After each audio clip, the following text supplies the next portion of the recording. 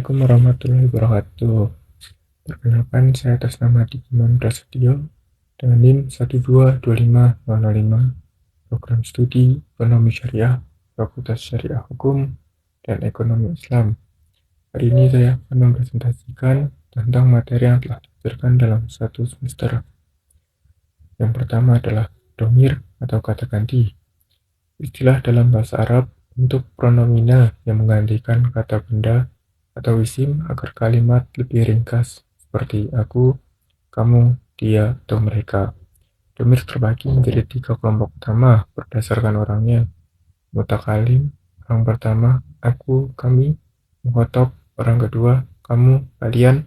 Dan ghaib, orang ketiga, dia, mereka. Secara bentuk ada domir munfasil, berdiri sendiri, domir mutasil, menyambung, dan domir mustatir, tersembunyi. Pembagian berdasarkan orang. Mutakalim, mukhatab, ghaib. Mutakalim, orang pertama yang berbicara. Ada aku atau ana, kami atau nahnu. Mukhatab, orang kedua yang diajak bicara, seperti kamu. Anta dalam laki-laki, anti dalam kamu perempuan. Antuma untuk kamu berdua, antum untuk kalian laki-laki, antuna untuk kalian perempuan.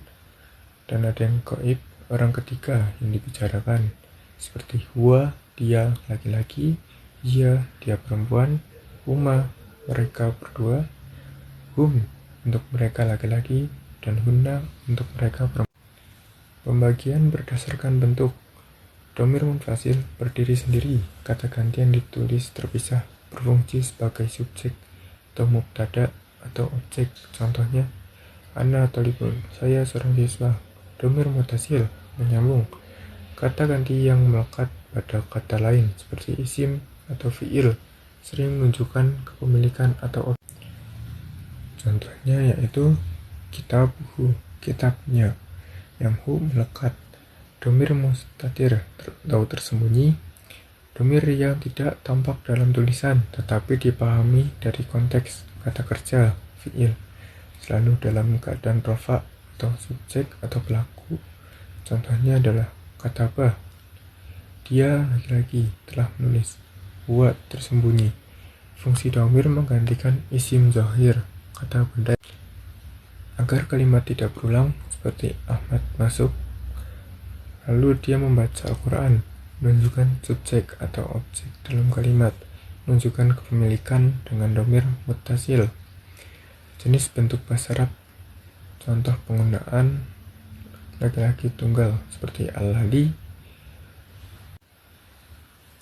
ra'aitu rajulal alladzi yaqra'u, artinya aku melihat laki-laki yang membaca. Untuk perempuan tunggal yaitu allati, yang contohnya yaitu ra'aitu mar'ata allati taqra'u, artinya aku melihat perempuan yang membaca. Untuk laki-laki ganda atau double, alladani, untuk dua laki-laki. Untuk perempuan ganda itu allatani, itu untuk dua perempuan. Untuk laki-laki jamak itu ada alladina. Untuk perempuan jamak itu atau banyak ada allati, itu untuk banyak perempuan. Umum itu berakal atau tidak, itu seperti man, ma, itu seperti menanyakan sesuatu.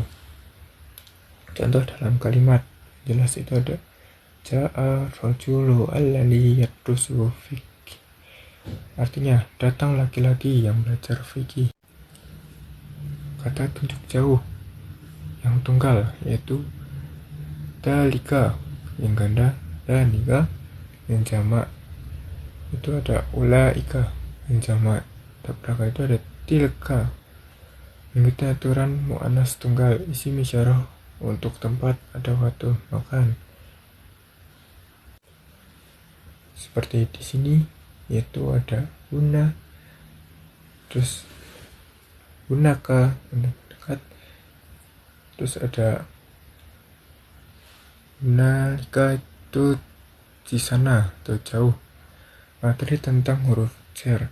dalam bahasa Arab menjelaskan huruf-huruf preposisi yang menyebabkan kata benda atau isim setelahnya menjadi majrur berharokat kasroh seperti min, ila, an, ala, fi, li, atau dari, ke, dari, di atas, dengan, di, untuk, yang fungsinya menarik kata benda yang memberikan hubungan makna, sebab, tujuan, tempat, kepemilikan, dan lain-lain. Dalam kalimat tidak berdiri sendiri tapi butuh kata lain untuk bermakna. Pengertian huruf jar definisinya yaitu kata atau huruf khusus dalam bahasa Arab yang masuk ke dalam kata, benda, atau isim dan mengubah harokat menjadi kasroh. Asal katanya itu berasal dari kata jaro yang berarti menarik. Karena fungsinya menarik kata benda setelahnya.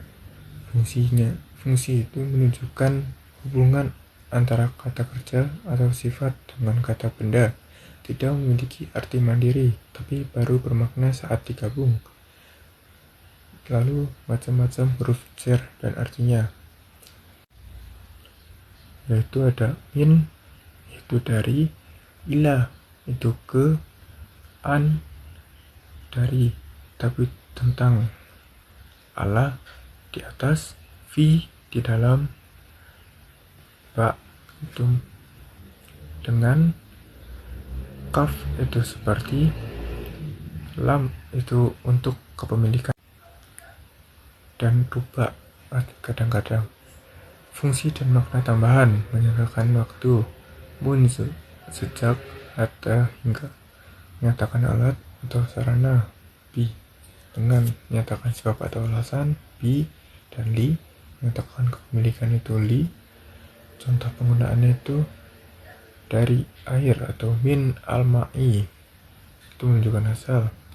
Lalu ada ila al-madrasati, itu artinya ke sekolah, menunjukkan tempat. Lalu ada zahab itu bisyarah, artinya saya pergi dengan mobil, itu menyatakan alat. Yaitu ada aturannya, kata setelah huruf jar selalu berharokat kasroh kecuali isim mudhof dalam idhofah atau dalam kondisi tertentu. Huruf jar hanya masuk pada kata benda atau isim, tidak pada kata kerja atau fiil. Lalu ada materi tentang huruf ataf atau kata sambung. Dalam bahasa Arab menjelaskan konjungsi yang menghubungkan dua kata atau frasa, membuat kata kedua yaitu matuf mengikuti status bahasa Arab i'rab. Kata pertama matuf alaih, huruf ataf dibagi menjadi ataf nasab dengan perantara huruf, contoh wa, fa, summa, dan ataf bayan, penjelasan tanpa perantara. Contohnya itu ada nama pengganti, fungsinya beragam dari sekadar menggabungkan, seperti dan, menunjukkan urutan, yaitu kemudian, hingga pilihan, atau. Yang pertama ada pengertian huruf ataf. Secara etimologis berarti penghubung atau penyambung. Secara terminologis kata yang menghubungkan kata yaitu maktuf dengan kata sebelumnya. Maktuf alaih, membuat maktuf mengikuti i'rab maktuf alaihnya.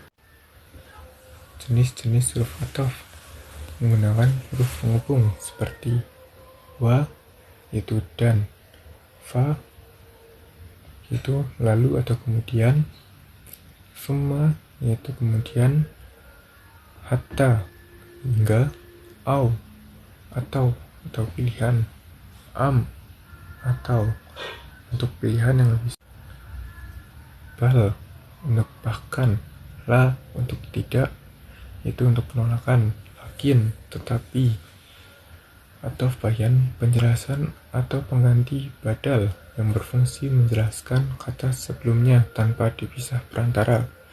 Umumnya isim jamid atau kata benda mati. Contohnya hadhihi at-tajiratu khalilun, ini pedagang itu Khalil.